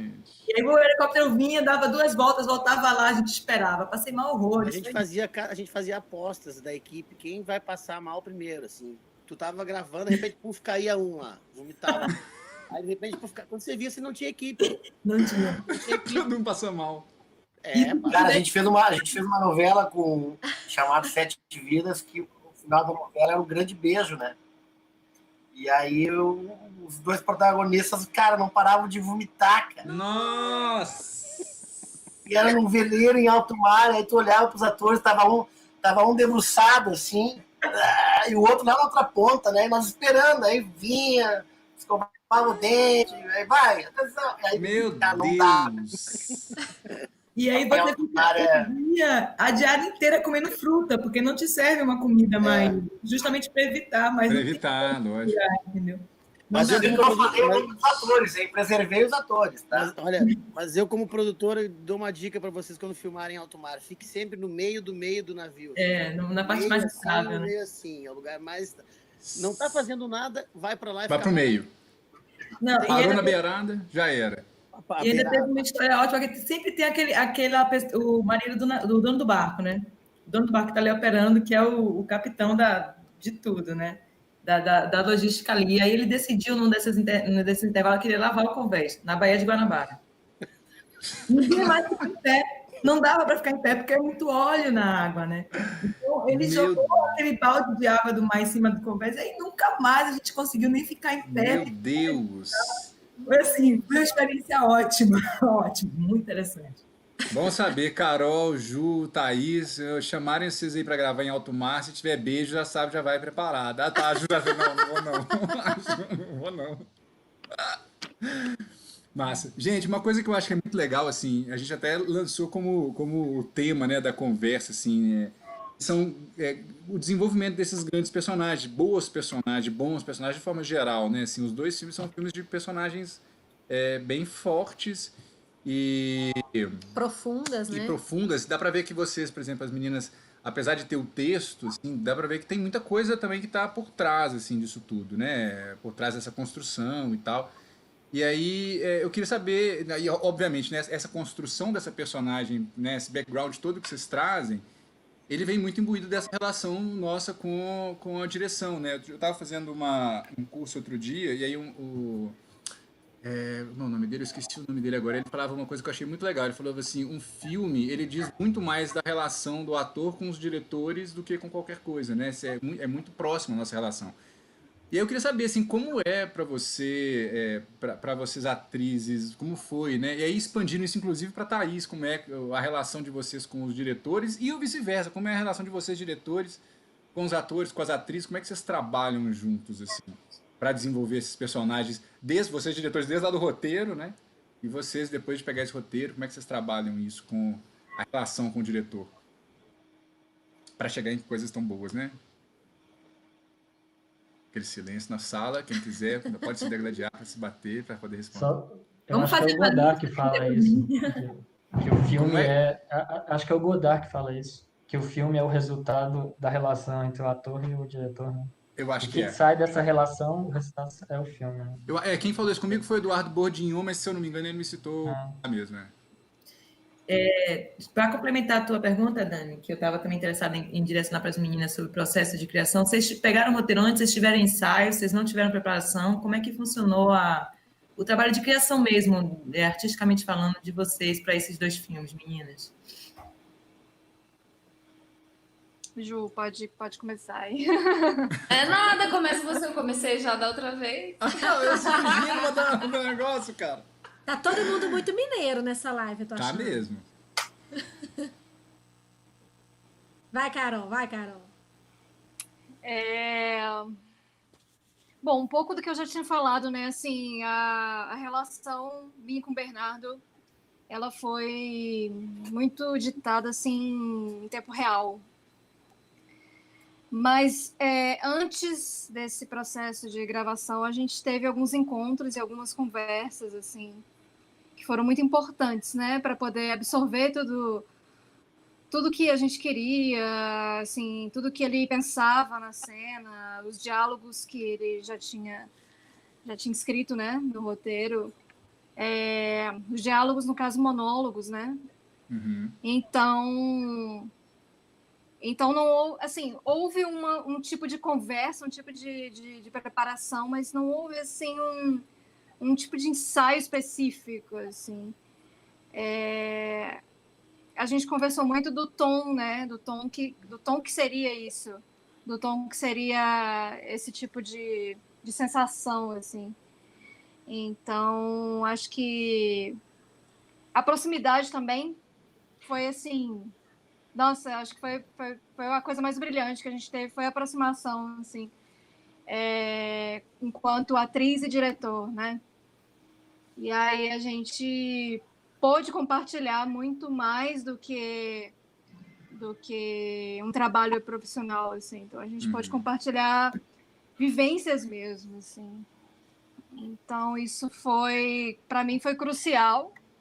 Assim, a gente antes de gravar, escutava música, então isso já deixava o ambiente já bem preparado, assim, e foi muito fluido, né? Foi muito fluido. Eu nem percebi, assim, de repente, eu e o Bernardo, a gente já estava conversando e escutando música e pensando a cena. Então para mim foi muito fluido, assim. Eu não consigo, é mais uma sensação do que eu não consigo descrever isso, assim, em palavras. Acho que foi mais em sensação, assim, mais tato do que... Não foi um processo muito demarcado, né? Uhum. Tem uma coisa legal que o Zinco ele passa uma referência mais de música do que imagética. E uma música que fazia tempo que eu não ouvia, um dia no carro ela tocou e eu falei, caramba, essa música tem muito a ver com o filme, que é Canteiros, do Fagner. Ela começa com um poema da Cecília Meirelles e depois ela vai desenrolando. Eu acho uma música linda e ela tem um tom melancólico, sabe? Uhum. E não sei se a Carol vai lembrar, ali de madrugada, ela estava no banheiro fazendo a maquiagem, eu peguei meu celular e coloquei a música para ela. Assim, foi a preparação que eu fiz. A música sempre presente, essa preparação, sim, eu lembro. Eu tenho uma pergunta, Bernardo. Tem alguma relação com o filme americano do Paul Newman lá, O Gato em Teto de Zinco Quente? Porque tem uma expressão que eles usam para dizer, para se manter controlado, né? Eles usam essa expressão, se manter estável, né? Já teve um festival no sul de Minas que comentaram comigo sobre esse filme do Paul Newman. Eu acho que isso entra muito nessa coisa das referências que estão na gente, mas né? não necessariamente diretamente eu pensei, eu usei, sabe? Desculpa, Thaís. Não, desculpa, te interrompi sem querer. Eu estou tendo delay aqui, eu não sei quando é que vocês estão falando, desculpa. Não, eu só ia complementar que eu assisto muita... Eu não tenho uma formação acadêmica em cinema. Eu sou muito de workshop, de fazer e de entrevista. E eu vejo que não tem um consenso, sabe, sobre ensaio, sobre leitura de mesa. Falando de um filme recente, o Todd Phillips falando que o trabalho que ele fez com o Joaquin Phoenix não teve ensaio, sabe? Então, acho que é meio caso a caso o que o diretor sente, o que os atores sentem, para você decidir. Vi também uma fala do Robert Zemeckis, que ele nunca fez ensaio, assim, ele sempre trata, que eu achei muito legal, de vida pregressa da personagem. Ele faz um bate-papo com o ator ali numa mesa, falando sobre o personagem e tal, mas eles não fazem uma leitura de roteiro mesmo. Eu te fiz essa pergunta porque quando eu vi assim, o filme, a primeira vez o cartaz que a gente tinha exibido, eu achei que tinha uma homenagem, alguma coisa. Então, pegar a expressão e filmar a expressão, sabe? E no caso do filme do Paul Newman, eles não filmam a expressão, eles usam o nome, né, para uma situação geral do filme. Eu achei que estava fazendo uma homenagem. O Zinco ele está bem subjetivado, né? Até o Daniel e a Lu trouxeram depois para mim uma coisa legal, que eu não sabia, que o elemento zinco ele tem uma coisa de cura também. Tem. Então fica um título um pouco dúbio, ao mesmo tempo uma referência direta, o que é um telhado de zinco, mas ele traz também essas outras coisas que vão desenrolando no filme e tal. Thaís, eu acho que está tentando falar alguma coisa. O filme que o Pablo está falando do Paul Newman, que tem a Liz Taylor também?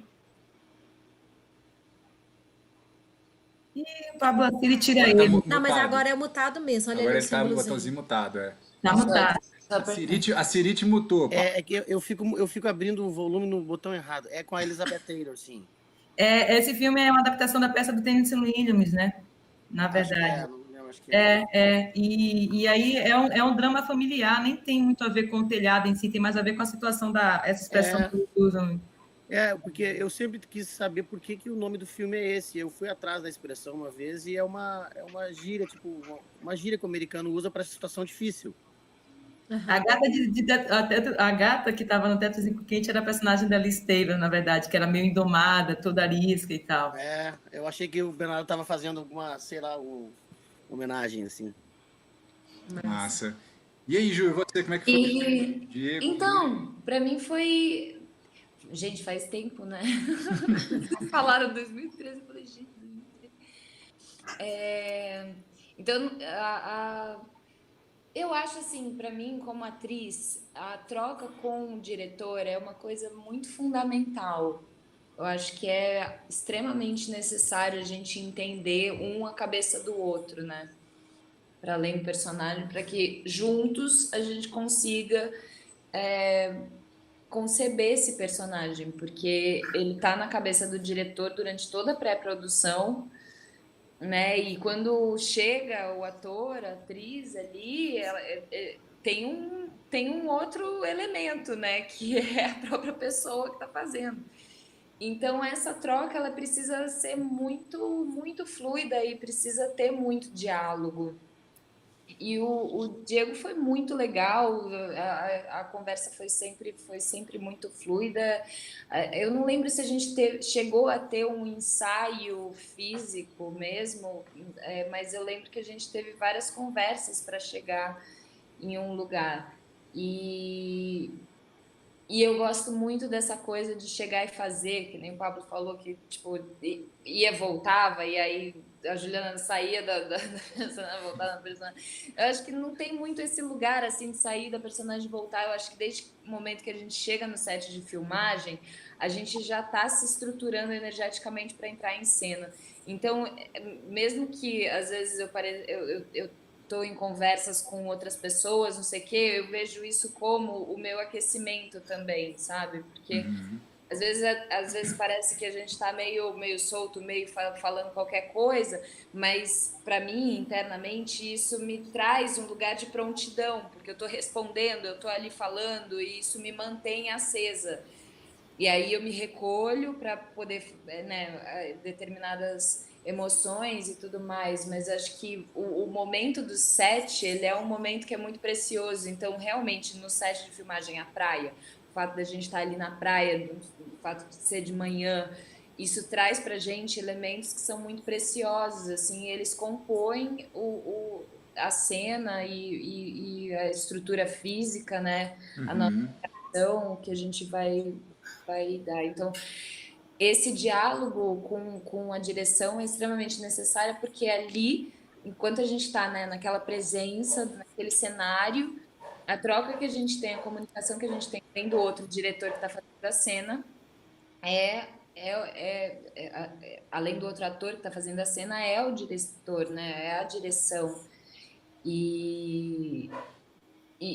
Enfim, o Diego foi super. Acho que ele foi silencioso ali, que é um monólogo grande, né? E enquanto eu estava falando, a gente não tinha uma troca, mas isso tudo estava antes e ele estava ali presente, ele estava junto durante a cena, né? Porque era a câmera na mão e ele ficou ali do lado o tempo inteiro, né, Diego? Eu acho que eu acho que são experiências muito distintas, né? Eu acho que a gente nunca consegue trazer uma clareza para o trabalho, a relação do ator com o diretor, como se fosse uma coisa única, né? Eu acho que as circunstâncias fazem com que a gente se molde, né? Por exemplo, vamos falar especificamente do trabalho de construção da personagem da Ju em Pedaço. A gente, por uma série de coisas que eu já falei, a gente não teve o tempo ideal para se fazer o processo que eu acredito ser o correto, que foi o que eu consegui fazer com o Rafa Sig no Cortejo Negro. Mas existia, além, né, do conhecimento, do talento da Ju, existia, no meu entendimento, uma necessidade de que ela fosse a grande responsável pela construção da personagem. Eu não me sentia no direito, mesmo sendo o meu texto, e nem com o tempo adequado para que a gente pensasse em construir algo que fugisse muito do que ela imaginasse. Então, eu acho que também isso é uma forma de se relacionar com o ator, né? Esse entendimento, que é a mistura do tempo, né, com a personagem e as suas complexidades. A gente fez uma leitura, eu me lembro, Ju, também faz tempo, a gente também tem que resgatar na memória. A gente fez uma leitura, eu, a Ju, o Alan e a Maria Joana, muito livre, lá no dia que a gente fez a prova de figurino. Eu falei para a Ju que eu não ia interferir muito, e eu acho que, se não há o tempo correto, a melhor forma de se resolver uma questão ou outra é durante a filmagem, no ato ali, em cima da cena. Você percebe que, de alguma forma, a personagem ela está se diluindo, ela está se perdendo, você tem que estar em cima, né? A Ju apresentou a personagem, eu comprei a personagem, e agora eu tenho que ajudar que ela não perca a personagem, nem para cima, nem para baixo. Então, esse foi o meu trabalho nesse filme. Assim, a partir de uma personagem mais construída pela Ju, dentro da ótica e do entendimento dela, da que eu coloquei no papel. Eu, particularmente, não gosto, nunca trabalhei com preparador de elenco. Eu não gosto, porque a coisa que eu mais gosto de fazer é dirigir ator. Então, eu não vou dar esse prazer para outra pessoa. Ouvimos isso, chegamos nessa... Não vou dar, porque é a melhor parte. Filmar, pô, pega um bom fotógrafo e faz o filme. E um editor, cara, a melhor coisa que tem é isso. Eu me lembro assim, tem aquela frase, Diego, onde é que eu coloco a câmera? Coloca a câmera onde você quiser. Estou resolvendo aqui o filme, você coloca a câmera onde você quiser. Cara, eu ouvi uma do Allen esse tempo, eu estava lendo a biografia dele, que ele não faz visita de locação, escolhe onde for, eu quero saber o fator. Sensacional. Eu contar uma história para vocês. Quando eu fui fazer o Cortejo Negro, eu tive tempo de trabalhar o Rafa Sig, né? E eu escolhi o Rafa Sig porque eu fiz um circuito de teatro em Porto Alegre junto com um ator que já faleceu, chamado Miguel Ramos, que é o protagonista da Invasão do Alegrete. Puta do ator. Incrível ator. Dois Quiquitos em Gramado. Pô, fez Monkey-Paw, era um monstro. E eu falei, Miguel, tu vai me ajudar a encontrar o meu protagonista. E ele tinha uma voz grave, assim, vamos embora. Aí a gente, fez um circuito de teatro em Porto Alegre e eu encontrei o Rafa fazendo o Jazão, né, de Medéia. Aí eu falei, tá aí o meu protagonista. Aí o Miguel ficou muito feliz, um pouco contrariado, porque não foi ele que disse, né, fui eu era muito velho. E aí nós fomos tomar uma cerveja e ele me disse assim, e quando é que eu começo a preparação do elenco? Eu falei, que preparação do elenco, cara? Preparar o elenco sou eu, pô. Vai tirar a melhor parte, né? Aí ele falou, mas tu é um guri, tu não tem experiência. Eu falei, mas eu vou aprender. Meu primeiro filme eu quero aprender. Aí ele me perguntou assim, e que método tu vai usar? Eu falei, ô Miguel, vai catar coquinho, cara. Vou fazer o meu método. Não vou te entregar o filé, porque eu trabalhar com o Rafa, cara. Aí ele ficou muito bravo comigo. Ele não quis ir nas filmagens. Mentira! Falei, quer vir aqui assistir? Eu não quero, deve estar uma merda isso. Que maravilhoso! Vai sozinho, não me chama para consertar, não. E aí depois eu descobri que ele não entendia porra nenhuma, porque o filme que eu fiz com ele me ligou chorando, dizendo que ele tinha fudido com o filme, que ele estava muito mal, que o filme era uma merda. Aí ele foi para Gramado e ganhou o melhor ator. Eu falei, tu não entende nada, amigo. Tem que fazer só. Não, mas aí eu vou defender o meu colega, porque é uma coisa que a gente entende do trabalho, da coisa que a gente acha que a gente fez. Aí não. São outros 500. Mas só para completar, assim, eu escutei sobre o trabalho do ator. Esse filme ele tinha muito do rebote, né? Da forma como a Ju iria reagir, né? E eu escutei uma frase do Tunico Pereira uma vez, que eu sempre guardo para mim, que eu tenho sempre essa antena ligada na hora de gravar as minhas cenas e na hora de ensaiar com os atores. O ator sabe. Desculpa, é isso. O ator sabe. A personagem não sabe. Uhum. Isso é uma coisa que eu sempre levo, assim, tipo, a personagem tem que ser surpreendida sempre. Ela não tem o rebote pronto. O rebote é uma surpresa, é um diálogo. Então, esse é o cuidado. Como eu estava o tempo inteiro no telefone, eu estava sempre cuidando para que ela não precipitasse a reação, porque ela tinha o texto. A Ju estava com o texto na ponta da língua. A gente não repetiu nenhuma vez. É praticamente... Graças a Deus, viu, gente? Porque esse era o meu terceiro medo. Era o terceiro medo? Não por causa da Ju, não por causa da Ju. Não, a Ju estava... E aí eu ficava aqui, ela... Pô, um texto gigante. Aí eu vi que ela estava com o texto na ponta da língua, vamos embora, vai. Mas é um cuidado que eu tenho sempre, assim, que é essa coisa do ator saber, né, ter a informação. Mas quando a Ju estava super concentrada, não aconteceu. Mas é uma coisa que eu sempre cuido, que eu acho que é uma das formas do diretor se prevenir de alguma... Às vezes acontece isso, né, a gente achar que o ator não trouxe o resultado que a gente esperava, mas a culpa, normalmente, quase sempre, 90%, é nossa. Da direção. Quem falou outro dia, gente? Foi o Gabriel. Foi o Gabriel que falou do negócio da culpa é sempre do diretor? Foi o Gabriel. Eu não sei nem se ele lembra disso, mas... A gente assistiu algum filme, não lembro qual, e a gente comentou isso da atuação, e aí você comentou isso, assim, a culpa é sempre do diretor. Que seja no início fazer o casting errado, mas a culpa continua sendo. Se o ator foi péssimo, a culpa foi do diretor que fez o casting errado, no mínimo. Não sei se eu sou tão radical, mas concordo, assim, que acaba que é uma responsabilidade mais do diretor mesmo, né? Coordenar. Mas o roteiro pesa muito, a edição. Isso tudo vai facilitar ou dificultar a vida do ator também, né? E ter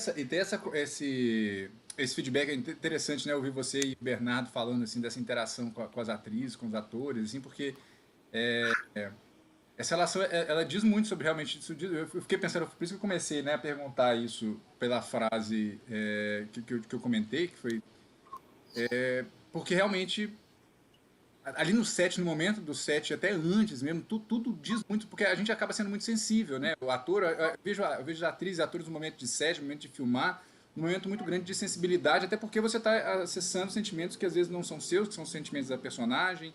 Então ali você está muito aberto, muito exposto, muito exposta para tudo que acontece, né? Então acho que a confiança que você tem que ter no diretor e essa interação, eu não sei mais quem também, outro dia também, eu sempre vejo, eu esqueço o nome das pessoas, mas eu lembro das coisas. Assim, um outro diretor super famoso também falando assim, olha, no momento da filmagem eu não quero saber de câmera, eu já passo a câmera, o plano, tudo eu defino antes, é na pré. Isso aí o fotógrafo tem que chegar sabendo onde ele vai botar a câmera. Agora, eu tô lá para conversar com os atores. Tem uma coisa também que é fundamental, que a Ju tem sobra, além do talento, é segurança. O ator seguro, sabe? Massa. Cara, é meio caminho andado. Quando a gente tem um ator inseguro, a gente fica numa tensão, cara, que sabe, a gente até perde um pouco o norte, porque tu tem que trazer a segurança, e às vezes o ator é talentosíssimo, tá tudo certo, mas ele tá numa insegurança. Você está falando em frase, tem a do Spielberg, que é maravilhosa. Eu nunca tinha a menor ideia do que eu estava fazendo, só não deixa ninguém saber disso. Eu nunca tinha ideia, nem eu queria, chegava no set e não tinha a menor ideia, só que ele tinha que mostrar que se ele cair, cai tudo, né? Sim. Isso é verdade, né? O capitão do time ali, né? Sensacional. Você sente isso também, Thaís? Assim, as meninas falaram, eu queria saber de você também, quando você está gravando, quando você tem a relação com os diretores, diretoras. A minha formação é em teatro, né? A minha formação real é em teatro. Eu só trabalhei com teatro, sei lá, 20 anos. E Você Não Me Conhece é o primeiro filme que eu fiz. Gente, nós não falamos desse filme, meu até agora. Deus. Gente, não, assiste Você Não Me Conhece. Aliás, espera um pouquinho, porque a gente tá preparando uma sessão. Você, Thaís, ainda não sabe. Nossa, spoiler. Eu sei. Uma sessão com um filme que tem o Alan, inclusive. Chegou um filme com o Alan. A gente quer montar uma sessão do filme dele com um filme que a Thaís é protagonista. E o filme da Thaís é maravilhoso. Vai vir por aí, em algumas semanas aí pra frente vai ser essa sessão, gente. Então, por favor, assistam. Vai ser uma sessão poderosa também. O Daniel tinha comentado comigo, eu sei que está no horizonte isso. Mas então, minha dificuldade quando eu fui para o cinema é você não soltar mesmo, ter que realmente confiar no outro, porque no teatro você ensaia e tal, mas sabe, quando acende a luz está contigo, né? Está contigo, o diretor vai no máximo passar mal lá dentro. Vai te xingar depois. Mas o timão é seu, né? O trabalho é feito todo antes, ali você está gerindo. E no cinema, eu acho que é primordial o trabalho com os diretores, porque você precisa confiar no que o cara está te dando de feedback, né? Você tem que ter a segurança de mergulhar e confiar naquele outro olhar, o olhar do outro que vai te guiar. Porque como aquela história vai ser contada, não é mais a tua responsabilidade. Então, talvez talvez seja... Não vou falar isso, né? Não é mais simples, mas é diferente.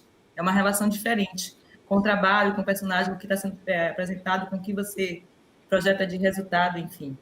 Mas eu também, as experiências que eu tive são experiências diversíssimas, desde vamos para a rua fazer ensaio na rua, bota você com fone de ouvido, tapa o seu olho, sei lá, sabe, imprimindo no meu corpo referências para que eu quando estivesse no set, alguma memória corporal delas. E já tive também olha, vem todo mundo pronto e a gente vai ligar a câmera e vocês fazem, sabe? Conta isso aí, que também tem resultados ótimos. Eu acho que eu concordo com o que eles falaram, eu entendo isso também, que cada processo é um processo, ele tem especificações, né? E cada diretor e cada ator, eles estabelecem uma relação também que é sempre única, né? Mas eu acredito que essa relação de dupla, de confiança, de clareza, sabe, de segurança um no outro, essa relação é primordial, assim. Eu fico felicíssima de ouvir um diretor dizer não quero preparador porque não vou dar a melhor parte para o preparador. Caraca! Total. Vou dormir feliz. Total, eu acho muito fundamental. Eu tive poucos trabalhos que eu fiz com preparação, que era uma preparação que não era da direção, assim, e eu acho muito essencial esse diálogo, porque essa segurança, ela é o diretor que traz também pra gente, né? Ator. Total. Tipo, o diretor fala, eu tô contigo, e você fala, então, vamos, né? Então vamos. Porque senão, né, se você não estabeleceu esse diálogo com o diretor, ele é um estranho. Você não sabe o que ele tá pensando, você não sabe o que tá na cabeça dele. E aí você tem uma terceira pessoa, tipo, mas tá bom. Aí a insegurança dela vem maior, porque realmente você não estabeleceu esse contato, né? É diferente quando você fala, tá bom? Aí o cara fala, tá bom. Você fala, então beleza. Então bom. Não, e ele nem tem que falar tá bom, né, Ju? Ele tem que dizer tá do caralho. Se ele falar tá bom. O ator, assim, ó, o ego vai lá em cima e o filme vai embora. Agora, tá bom. Vamos fazer mais uma. Porque já é uma coisa sofrida, né? Eu acho sim, eu não sei como é que os atores, meus amigos atores, inclusive ontem foi dia do ator, né? Foi ontem? Foi ontem. Parabéns a todos. Que situação que é fazer um self-tape ou fazer e até a galera que vai lá no Projac para gravar aquilo ali parece ter um canhão apontado para mim, seu Efraim. Eu não sei como é que conseguem fazer aquilo. Eu acho aquilo ali terrível, porque tem muito ator bom que perde o papel e tem muito ator não tão bom que ganha o papel. Aquilo ali não é... Eu não acredito muito naquela coisa ali, sabe? De olha para um papel branco aqui do lado da câmera e dá aquilo ali é desumano. E é um boneco sem feição nenhuma, todo branco. É um negócio... realmente... Aquela coisa que a gente está falando do telefone, da importância do outro ator estar no set, está dando essa referência para ela, limitando o que a Ju ia entregar, né? Ela tinha uma troca ali, era diferente do caso da Carol, que era um monólogo, ela gravou quase uma performance e depois teve um off, né? Eu queria fazer uma pergunta para o Bernardo. Manda bala. Diga. Bernardo, é o seguinte, às vezes eu faço um exercício para me entender melhor, né? Porque às vezes eu tenho uma cabeça meio complexa que nem eu me entendo. Eu acho que às vezes a história ela é fragmento de alguma coisa, né? Eu gosto de trabalhar com fragmento, eu não gosto de histórias de início e fim, eu gosto de pegar fragmentos. Só que na hora de compor, de compor as personagens, de pensar a forma de filmar, eu preciso, às vezes, contar o antes e depois, nem que seja na minha cabeça. Eu, por exemplo, a história da Ju, a trilogia surgiu a partir disso. Tá, da onde ela veio? Com quem ela falou? Onde está essa pessoa? E aí eu percebi que uma trilogia funcionaria muito. Eu te pergunto se tu fez esse exercício, se tu compartilhou com a tua equipe esse exercício, tipo assim, ó, o que aconteceu ontem? Ontem aconteceu isso, e amanhã, tá? Tu fez esse exercício, tu faz? Fiquei curioso para saber. Ótima pergunta, cara. Acho muito importante entregar isso para o elenco e para a equipe, sabe? O filme ali, a gente tem um recorte temporal, mas eu sempre gosto de pensar igual você, que tem uma vida pregressa, que justifica o que a gente está vivendo, e dependendo do filme, há de se pensar até no depois, o que aquilo ali implica. No Zinco, como tinha uma história aberta, mas eu não poderia chegar para a Carol e falar, ó, você chegou no telhado. Não dá substância, né? Então, eu lembro da gente conversando assim, e figurino, o que a gente pode fazer? E se a gente for com uma roupa de festa? Aí a Carol tirou 2 fotos com vestidos. Esse vestido é legal porque parece uma ocasião formal. Então, a Carol do filme, ela estava numa ocasião, que nem eu falei, pode ser uma coisa meio corporativa, ou uma coisa social que ela não queria estar. E isso foi o gatilho para sensações de relacionamentos que não deram certo, para chegar no limite que seria o telhado. Então, inclusive, vários workshops, até internacionais que eu já participei, fala-se muito da importância de tratar o personagem, a história, dentro de, assim, começo, meio e fim. O que levou a pessoa para esse momento do filme, a vida pregressa, e até o que é depois. Então, até no roteiro que eu estou na metade de um longo, eu já estou fazendo roteiro, mas já pensando também, escrevendo a vida do personagem.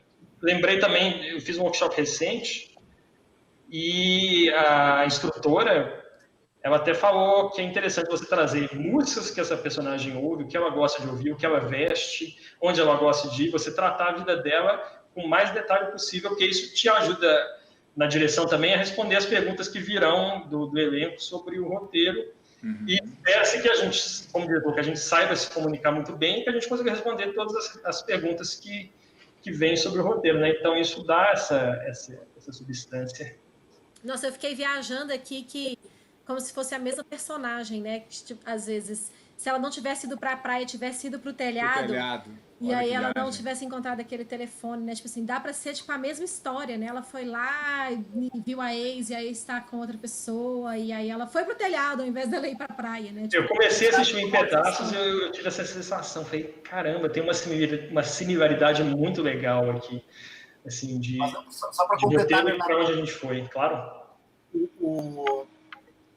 Esse exercício eu também faço, e uma coisa que eu faço quando eu vou escrever os meus roteiros, que eu acho que é fundamental, eu não fiz com a Ju porque a gente não teve tempo, mas a gente conversou bastante, mas eu, quando escrevo, eu faço o perfil dos personagens, cara, que é quase do tamanho do próprio roteiro. Nossa, e ali eu falo, fulano de tal, nasceu em tal lugar. Aí eu conto historinhas. Teve uma vez, quando ele era jovem, que ele quebrou a perna. Isso é o perfil dos personagens. Cara, depois que tu faz o perfil dos personagens, a história tá pronta. É só sentar e perder um mês da tua vida para botar no papel. Negócio afre, né, cara? Porra, é muito fácil. Quando tu vai escrever os diálogos, que é aquela dificuldade de quem escreve de uma forma muito mecânica e não emocional, é tipo, agora eu tô escrevendo o personagem 1. Agora eu tô escrevendo o personagem 2. Se tu faz esse exercício de perfil de personagem, com historinhas, cara, isso acontece de uma forma muito natural, né? Então é um exercício bacana também, eu faço muito isso, cara. A personagem da Ju tem o perfil dela, mas era um trabalho mais longo. Eu deixei a Ju fazer a personagem dela e é perfeita. Mas é legal quando tu consegue fazer com o tempo isso. Maravilha. Ele te mandou isso, Ju? Não, ele falou que não fez com o da Ju. Não, a gente falou. Ju, desculpa. Mas eu ia adorar ter recebido isso. Eu acho que isso para a composição da personagem é essencial, assim, porque é o desenvolvimento da psicologia dela, né? A história que ela traz, as escolhas que ela fez antes, né? Como que ela já reagiu, o que ela já trouxe para o mundo. Isso né, preenche a gente, o nosso imaginário, é o Stanislavski na veia. Total. Gente, eu vou precisar dar tchau, porque eu tenho... Não, eu acho que já tá até na hora de todo mundo, já tá assim, na na hora, verdade. já Nós até já passamos o tempo. Agora que eu vi, gente. A gente vai fazendo live e se perde no horário. Vamos tirar uma foto, todo mundo? Vamos. Antes que Ju tenha que ir. Porque o papo vai ficando bom, né? E aí a gente não quer nunca parar de falar, e aí rola isso. Eu falo demais, né, gente? Eu falo pra caramba. Não, vai juntar lá. 3, 2, 1. Bom, deixa eu só ver aqui se saiu. Pra ver se ninguém saiu torto aqui na imagem. Nossa, olho fechado. Ensaio agora, 9h30. Nossa Senhora. Você tem um ensaio agora, Ju? Pelo Zoom, Ju? Claro. Era às 9, mas eu tô atrasada. Ai, Ju, me perdoa, viu? Não, tudo bem. Ficou ótima a foto. Eu amei essa conversa, foi muito boa. Ficou ótima foto, não vou nem precisar tirar outra. Mas obrigado demais, viu, Ju? Valeu demais. Obrigada, gente. E é isso, acho que também, né? Foi muito bom, assim. Acho que a gente pode... Não fala pro diretor lá, Ju, que era nós que tava aqui, pra não se queimar. Não sei quem ele é. Sabe, ele tá sabendo o que eu tô fazendo. Não tem problema, não. Eu sou o Diego. Eu só não vou poder entender muito. Fala, o Diego fala demais. Fala. Minha última fala... Vocês estão reclamando? É a terceira reunião que eu tô fazendo com ele hoje. Eu não aguento mais a voz dele. Eu já sabia até do aspirador de pó aí, pô. Eu não reclamo não, porque a gente também fala muito. Se deixar a live vai até meia-noite. Nossa Senhora. Eu queria me despedir, já tomar a iniciativa de me despedir, então, e primeiro agradecer, foi muito legal a conversa, assim, é muito legal a gente ouvir as pessoas, né, e aprender, né. E eu queria deixar um convite para todos, assim, no sábado às 19 horas, a gente vai fazer uma leitura de um longa que eu escrevi um roteiro agora durante a pandemia. Um elenco gigante, assim, de atores muito, muito legais. vai ser uma leitura virtual, que vai ser transmitida pelo YouTube, a gente vai mandar o endereço. Um mesão, vamos fazer um mesão. Que é um mesão, e é um tema muito importante para mim, que é um tema que toca na participação do negro na Revolução Farroupilha, a partir de um evento muito polêmico, que é o Massacre de Porongos, que nunca foi tocado nesse assunto de uma forma tão profunda dentro da história do Rio Grande do Sul e do Brasil. E, enfim, é a Revolução Farroupilha vista de baixo para cima, né? E vai ser feita essa leitura no sábado, 19 horas. Estou convidando todo mundo que quiser acompanhar. Nas redes sociais a gente vai colocar o endereço bonitinho para todo mundo clicar e acompanhar pelo YouTube. Obrigado. Vai estar no Instagram de vocês? Vai estar no Instagram da gente, dos atores. A gente manda no grupo agora, antes do grupo. Isso. Por favor. Isso. Por favor. Show, gente. Obrigada, gente. Obrigado, gente. Obrigada, adorei. Muito obrigada. Assiste depois o filme também da Thaís, Você Não Me Conhece, um filmaço. Com balde, viu? Vou falar pra vocês assistirem com balde do lado. Esse aí, num dia que vocês estiverem bem, aí, né? Aí vocês não vêm no dia que estiver mal. Mal, porque fundo, só cuidado com a forca do lado. Eu vou pegar essa minha foto e vou transformar em filme também. Um beijo, gente. Muito obrigada. Obrigado. Prazer. Prazer imenso. Tchau, tchau. Tchau.